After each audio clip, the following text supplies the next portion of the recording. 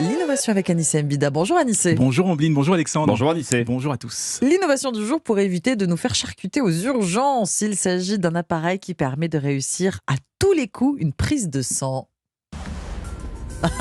Ça vous rappelle quelque chose? Oh, Ah oui. La série Urgence, hein. Avec cette phrase magique au début, vous savez, quand un patient arrive, on lui fait NFS, chimiono et gaz du sang. Bien sûr. Est-ce que vous savez ce que ça veut dire, chimiono, Absolument gaz du sang? pas. Bon, grosso modo, c'est une prise de sang avec une analyse un petit peu poussée. Le problème, je ne sais pas si ça vous est déjà arrivé, c'est que parfois, on doit s'y reprendre plusieurs fois pour faire la prise de sang. On vous pique et on est obligé de vous repiquer parce Oh, qu'on ça, n'arrive pas à trouver la veine. Et ça arrive d'autant plus pour les gaz du sang que c'est pas dans une veine qu'il faut piquer, mais dans une artère.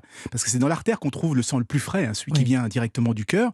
Or, les artères, elles sont plus profondes, on a du mal à les voir, donc il faut les chercher avec les doigts, et c'est pour ça que dans 30% des cas, le médecin doit s'y reprendre à plusieurs fois.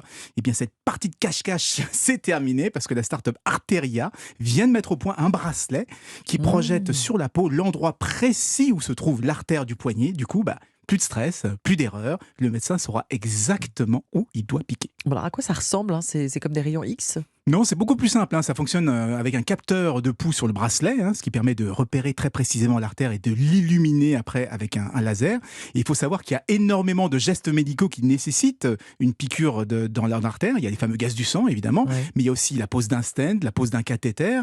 Et en moyenne, on en fait un toutes les 2 secondes dans les hôpitaux, hein, avec 30% d'erreurs. 30% d'erreurs, vous imaginez, hein, c'est un calvaire autant pour les médecins que pour les patients. Alors c'est une très belle promesse effectivement, autant du côté des praticiens que de nous tous. Hein. Est-ce que c'est déjà disponible? Alors pas encore malheureusement, hein, parce que comme tout appareil médical, il doit d'abord passer une batterie de tests avant d'être homologué.